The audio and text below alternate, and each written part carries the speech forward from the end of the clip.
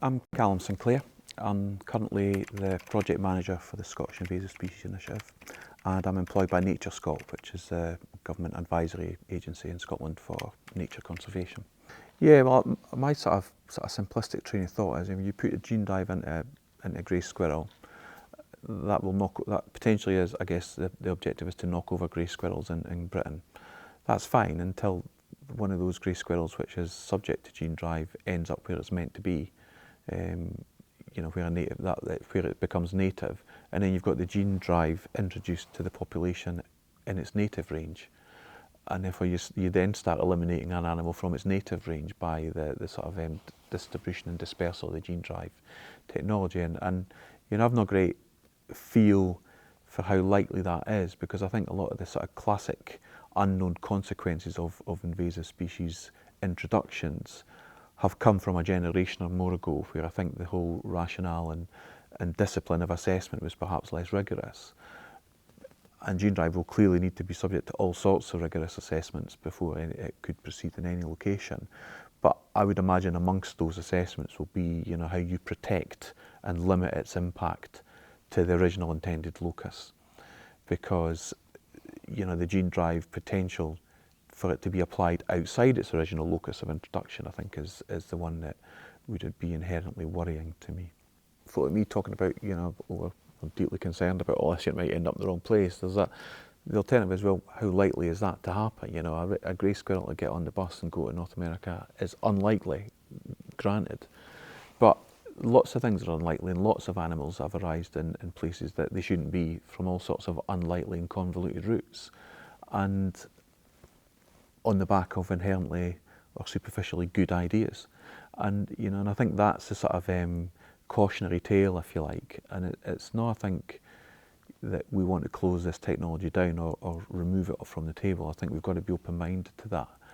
I just think we've also got to be aware of these cautionary tales from the past about when we have sought to manipulate environments for our own benefit by bringing in something new to that environment. And we're actually talking about a much more refined introduction by gene drive, which fundamentally changes the genetic composition of the animal, not just shifting an animal to solve a problem, but actually changing the makeup and composition of the animal itself.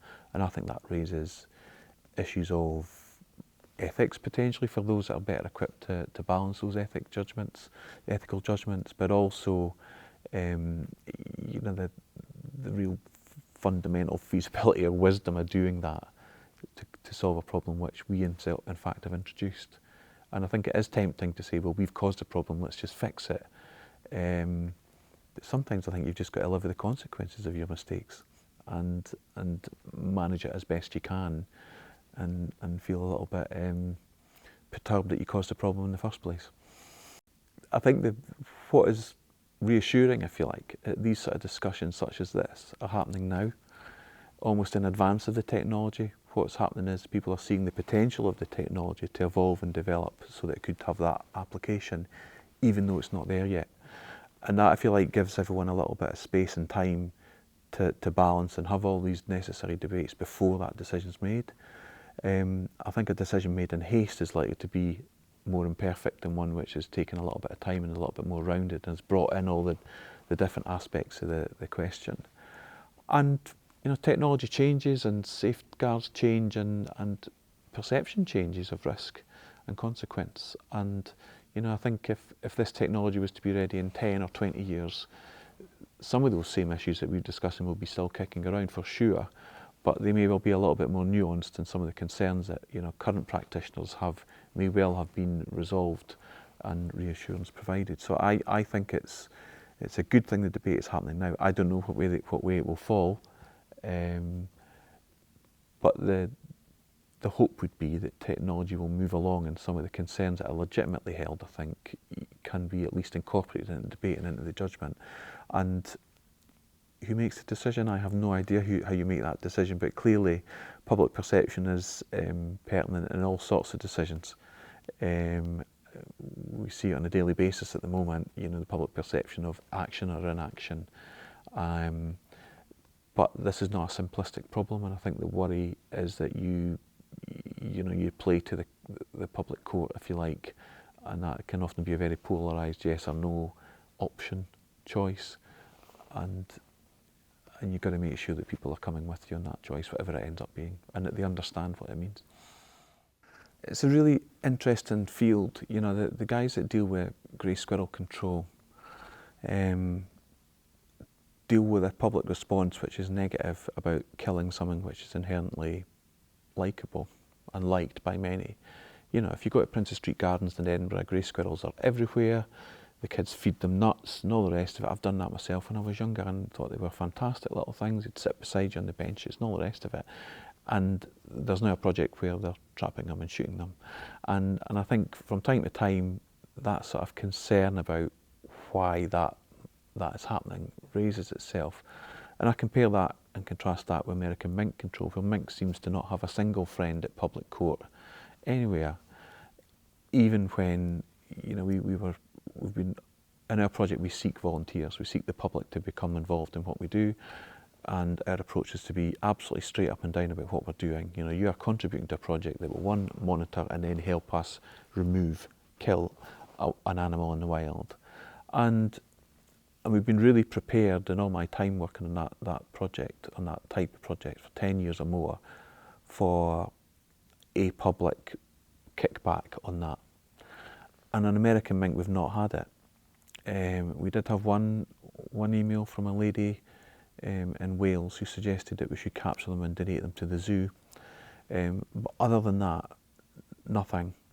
And that's even when, you know, we've given interviews to the press which were given in good faith, and they have then brought or seek to make that a conflict piece by bringing in the animal rights group PETA to give a sort of slightly contradictory take on what we were doing. And, you know, on the Monday morning I had a dozen people had forwarded me that article. And, you know, our perspective is, well, we've got to be clear and upfront about what we're doing and why we're doing it, and we are. And the response in the public was another dozen volunteers came forward to get involved. There was not the response that says, why are you doing that? That's barbaric. It wasn't. And I think you've got to be, in any sort of field of wildlife management, really clear about the purpose, really clear about how you do it, and really clear about the ethics of doing it. And I think in our project we are. And the worst option, I think, is to kind of hide or seek to be accused of hiding away what you do. That's just bonkers in my mind. If you're doing it, you'd be upfront about it, and we are. And I think the other types of control projects, like the Squirrel Project, are as well. But I think they have a really iconic tufty-eared red squirrel emblem that they can put in front, and people buy into that. But it's only half a turn of the dial to go around to an almost as cute non-tufty-eared grey squirrel emblem, and for many people in Britain, that's the animal they recognise, because the reds are so now endangered and rare across much of Britain. So I think there's a different battle in terms of public perception. But I do think the reality of invasive species management is it is problem containment in many instances. The problem is there, it's out of hand, and you're trying to contain it and reduce it. Very rarely are you seeking to eliminate it. And I think Gene Drive has the potential to eliminate a problem in a certain location. But that doesn't get away from all those other questions that I think you've still got to work through before you fundamentally jump to this is the answer because it could solve it.